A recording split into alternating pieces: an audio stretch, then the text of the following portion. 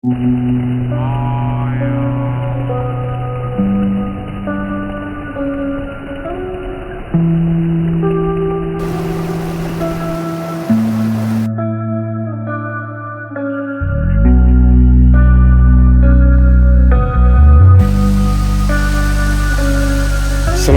warahmatullahi wabarakatuh. Ini adalah kondisi kolam setelah banjir. Jadi beberapa bulan lalu itu banjir itu melanda daerah saya.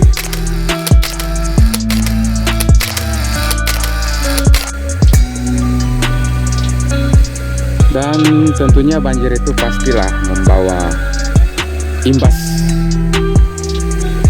Nah, jadi inilah kondisinya. Ini adalah sedimentasi lumpur yang masuk ke kolam, dan jaring-jaring ini terbenam di dalam lumpur, dan kondisinya tidak bisa diangkat ataupun kita melakukan proses penyortiran. Kita tidak bisa melakukan penyeretan jaring. Dan saat kejadian itu saya tak berada di tempat, hanya anggota yang menjaga kolam ini yang berhadapan dengan situasi parah seperti itu. Jadi tak sempat mendokumentasikan kejadian tersebut dalam bentuk video.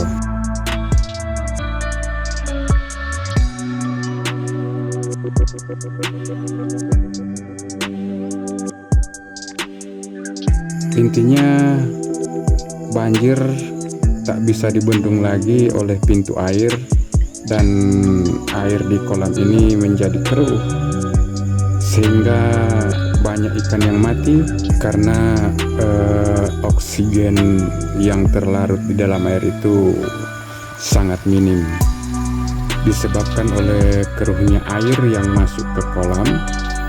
Dan saat itu saluran masuk ke kolam itu tersumbat oleh bebatuan dan selama 2 hari air tak bisa masuk. Ini bebatuan yang runtuh dari tebing ini hingga menutupi saluran.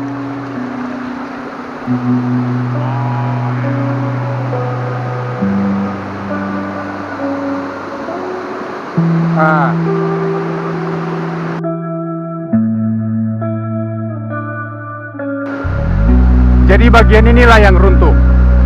Ini.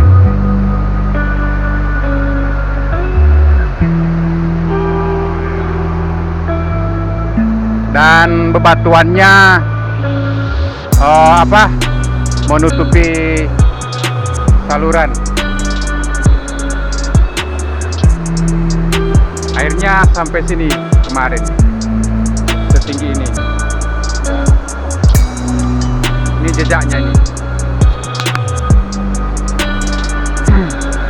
Nah, ini yang parah ini. Bendungannya hancur.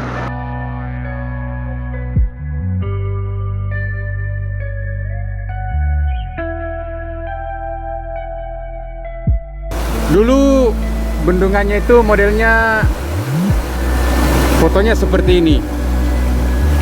Nah, hancur karena banjir.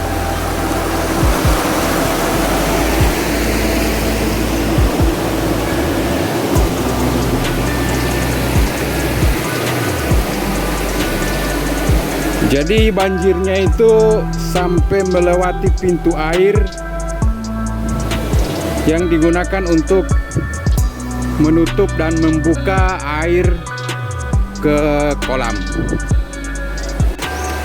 Jadi itulah, kalau budidaya ikan itu tak selamanya indah, namanya juga berusaha. Dalam segala macam usaha selalu ada resiko. Jadi Tinggal bagaimana cara kita mengambil hikmah daripada setiap kejadian yang kita alami.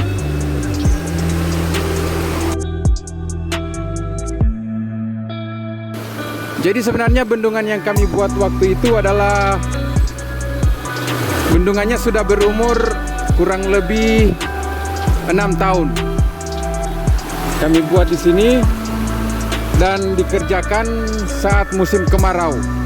Tetapi kan tidak mungkin kalau kita harus nunggu musim kemarau memperbaiki ini. Kendala utama untuk pembuatan beton di sini yaitu adalah air.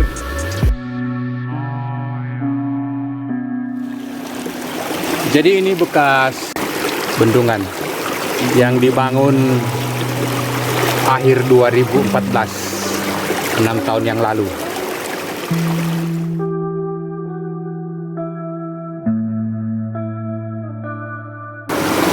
Dan intinya di setiap musibah itu selalu ada hikmahnya.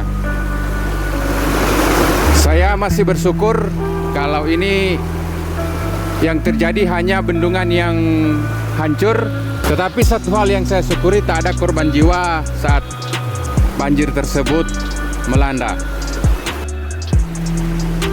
Untuk menyelesaikan bendungan ini, kita punya dua pilihan.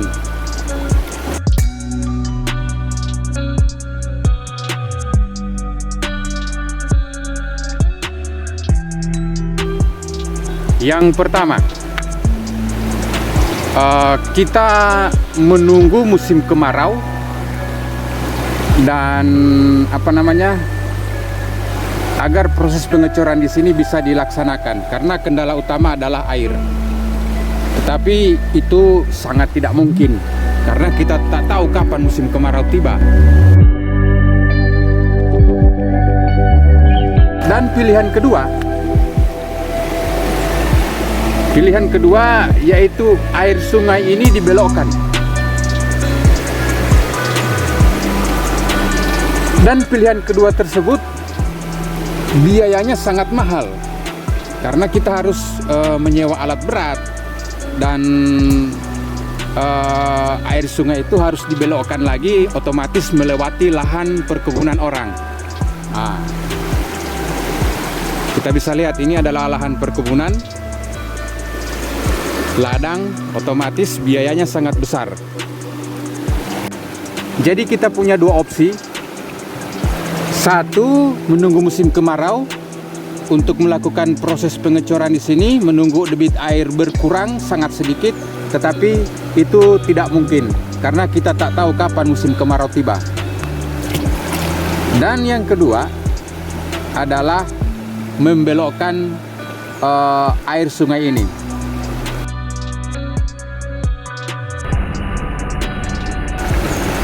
Kayaknya pilihan kedua ini agak mahal dan resikonya budidaya ikan akan terganggu karena proses pengecoran butuh waktu yang lama. Kayaknya kita buang dulu pilihan kedua. Dan saya butuh yang efisien, murah, tetapi kuat. Insya Allah dia kuat. Dan inilah kita akan melaksanakan proses pembendungan air ini dengan opsi ketiga. Kita nantikan video selanjutnya bagaimana prosesnya.